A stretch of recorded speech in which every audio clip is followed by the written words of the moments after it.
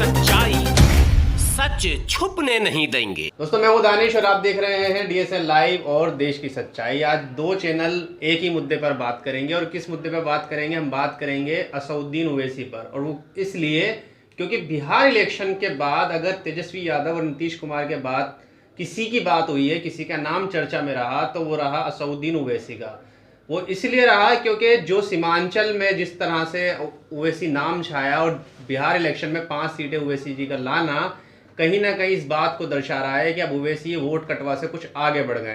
तो हमारे साथ मौजूद हैं गुलाम सरवर जी, हम इनसे बात करेंगे। सर, सबसे पहला सवाल तो आपसे यही है कि क्या अब ओवैसी वोट कटवा का जो उन पे धब्बा लगा हुआ था उससे निकल कर अब आगे बढ़ रहे हैं?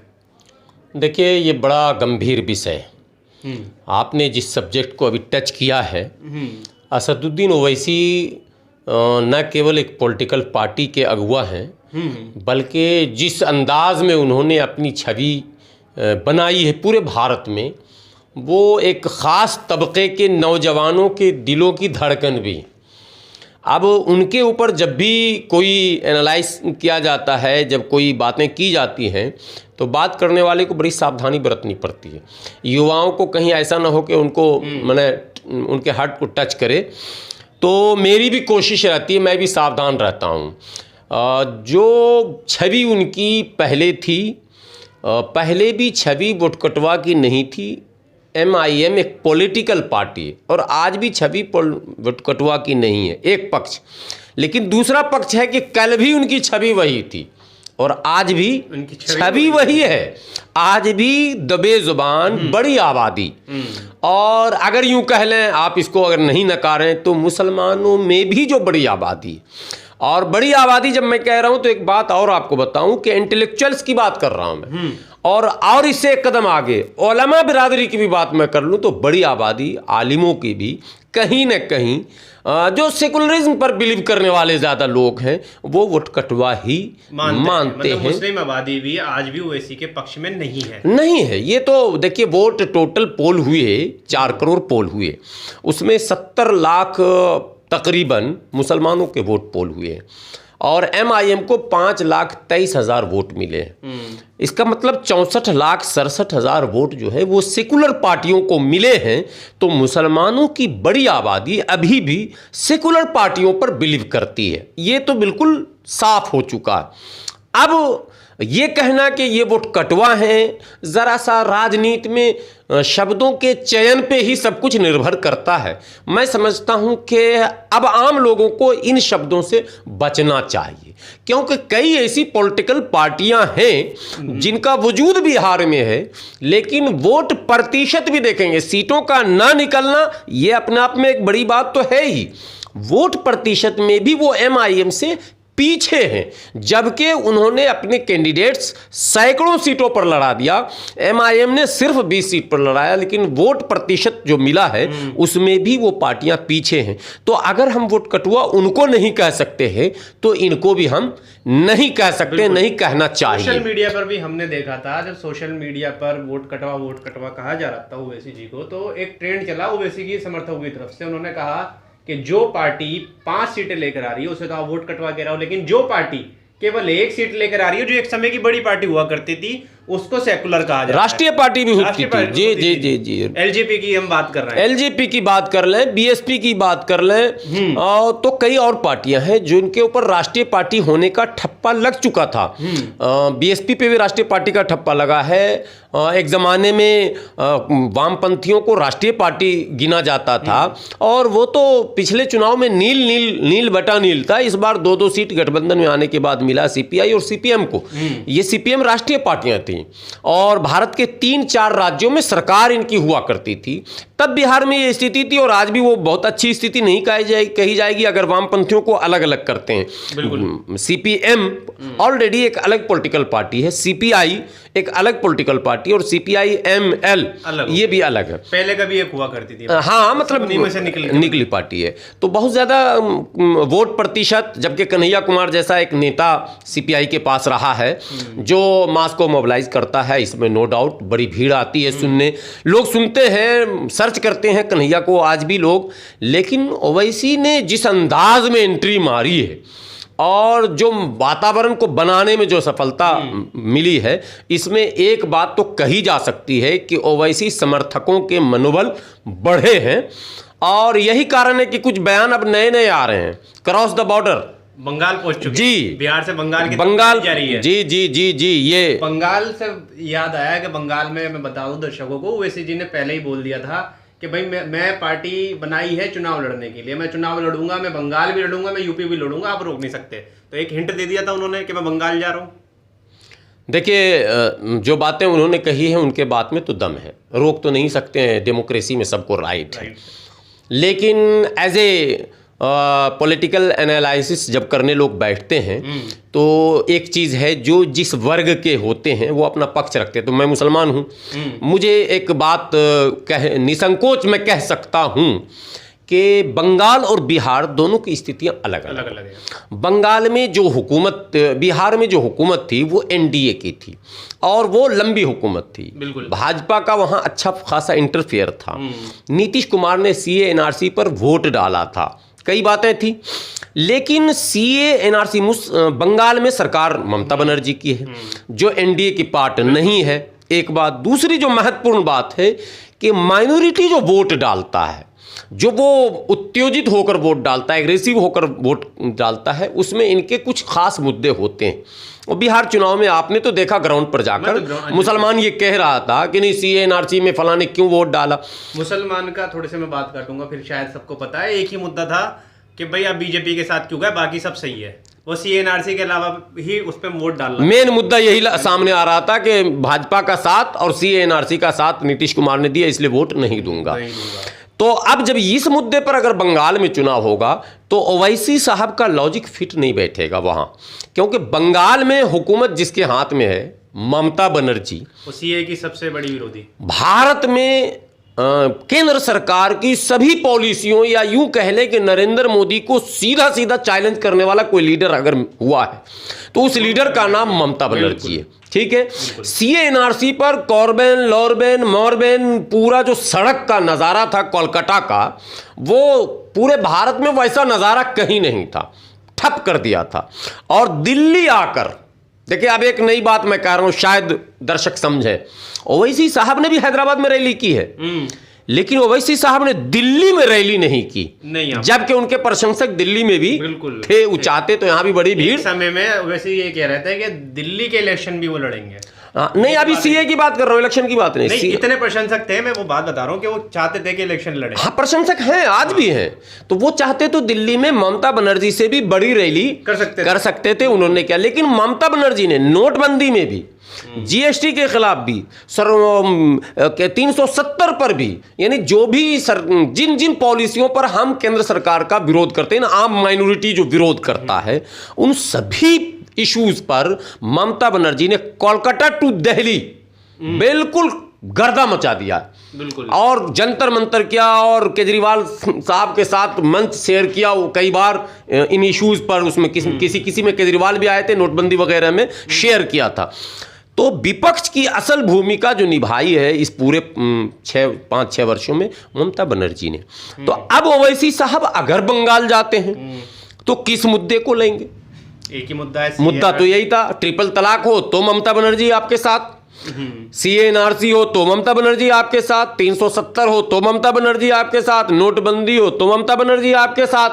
तो ममता बनर्जी ने इन तमाम इश्यूज पर वो इतना ज्यादा अपना ओपिनियन, बिल्कुल पारदर्शिता के साथ, वो केजरीवाल स्टाइल में नहीं, 50-50 वाला मामला नहीं था, खुलेआम सपोर्ट किया।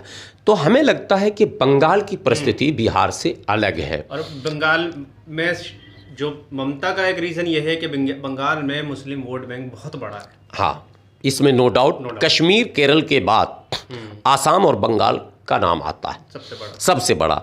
तो बंगाल में समथिंग 38% मुस्लिम वोट्स हैं। बहुत बड़ा मतलब मामला ये। 30% से क्रॉस करने का मतलब है सरकार बना देना, मतलब वो वोट जिसकी तरफ गया वो सरकार बन गई, और वो वोट अगर डाइवर्ट हो गया तो यही अब प्रश्न हो रहा है। एक और प्रश्न है ना कि वहाँ वेलफेयर पार्टी ऑफ इंडिया का पहले से पैठ है जो मुस्लिम पार्टियां हैं।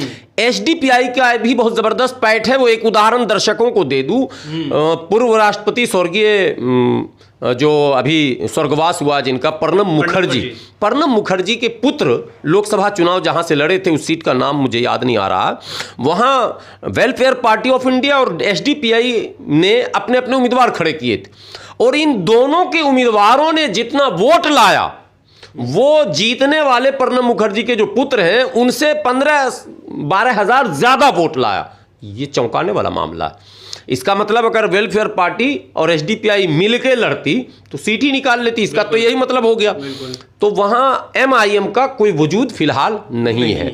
ओवैसी का सिर्फ एक चेहरा, एक मतलब वो होता ना क्रेज है अभी नौजवानों में, वो सोशल मीडिया से ही, एक जमाने में कन्हैया का भी मैंने देखा है, लेकिन रियलिटी ये है कि ओवैसी साहब संगठनात्मक काम नहीं करते, करते भी नहीं है। उनकी मैंने दिल्ली में देखा, आपने भी देखा होगा, कई बार प्रदेश अध्यक्ष बने, खत्म हुए, ये वो। बिहार एक अपवाद है, बिहार में भी इनका ढांचा मजबूत नहीं था, वोटर्स मजबूत थे और उम्मीदवार मजबूत थे। संगठन ने चुनाव नहीं जिताया, संगठन में कोई दम नहीं था, लेकिन वोटर्स जो है वो गोलबंद हुआ और उनके उम्मीदवार इनको बहुत मजबूत मिले भी। दौलतमंद लोग थे, बाअसर लोग थे।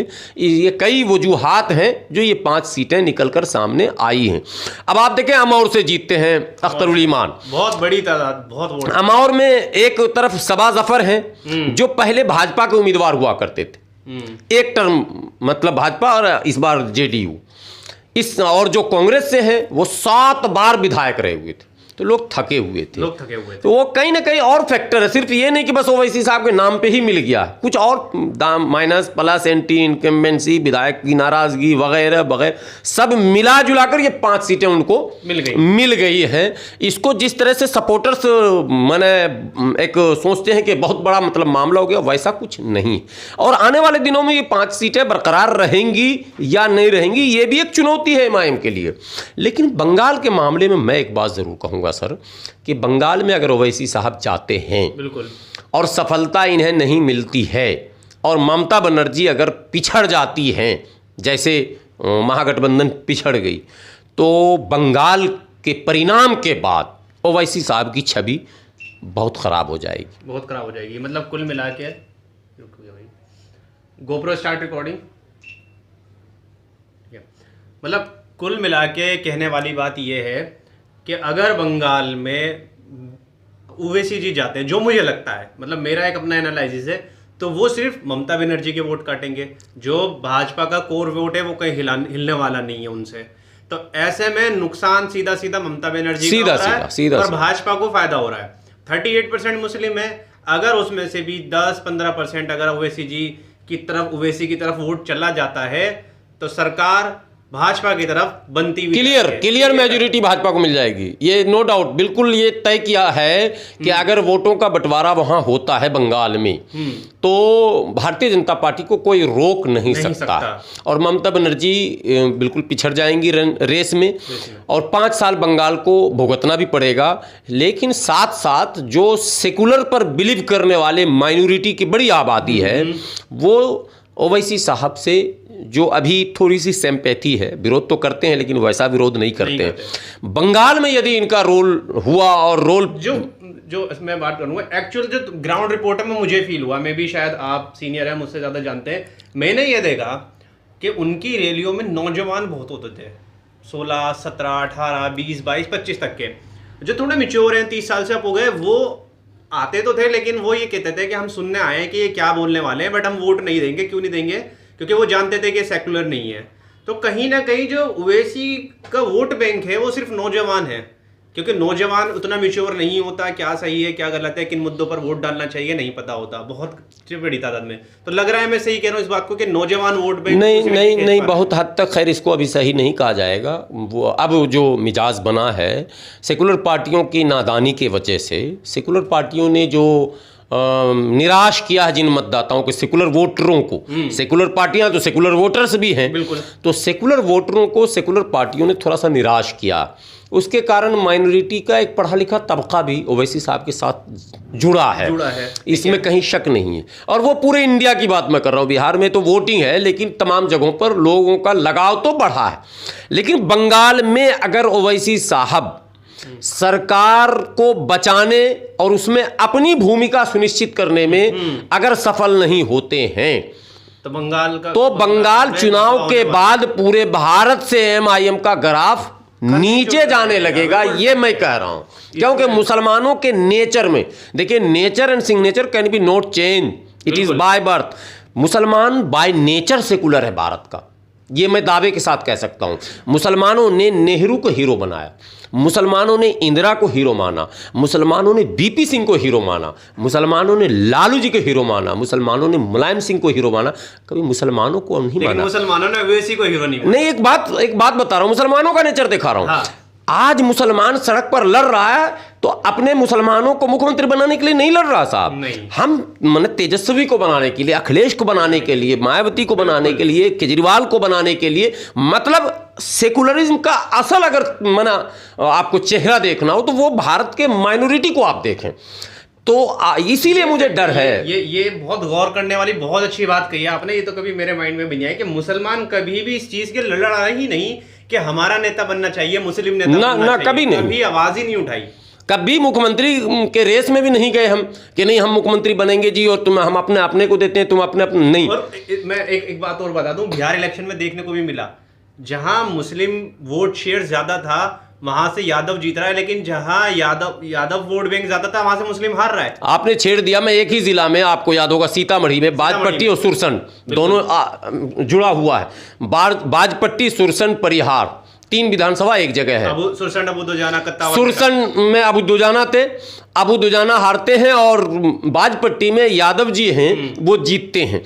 बाजपट्टी में दूसरी तमाम छोटी पार्टियों से मुसलमान खड़ा था और इंडिपेंडेंस भी खड़ा था, लेकिन मुसलमानों ने उसे वोट नहीं दिया। मुसलमानों ने सेकुलरिज्म को वोट दिया, तेजस्वी को मुख्यमंत्री बनाने के लिए वोट दिया। इसलिए उसने ये नहीं देखा कि विधायक हमारा कौन होगा, क्योंकि उसकी नजर थी मुख्यमंत्री बनाने पर। कौन होगा, ठीक है, ये नेचर है। यही मैं कह रहा हूं कि ये डर है कि नेचर को तो आप बदल नहीं सकते हैं। तो अब अगर बंगाल में ओवैसी साहब की वजह से अगर मामला जरा सा उलटफेर होता है तो चूंकि मुसलमानों का नेचर सेकुलर है तो ये ओवैसी साहब पर इल्जाम लगाएगा और कद इनका जो है कम होगा। हाँ, लोग दूर जाएंगे, दूरी बनाएंगे। तो ये और वैसा ऐसा उम्मीद दिख भी रही है, क्योंकि एक 38% मुस्लिम वोट है और मुस्लिम सिर्फ इस बात से नाराज है कि मुस्लिम भाजपा को वोट नहीं देना चाहता, चाहे कुछ भी रीजन हो इस वक्त। हालांकि ये कहा जाता है कि हालांकि ये लॉजिक हम लोग मानते नहीं, गलत है। मुसलमानों को इस सोच में तब्दीली लानी चाहिए, लेकिन जिनका ये स्टैंड है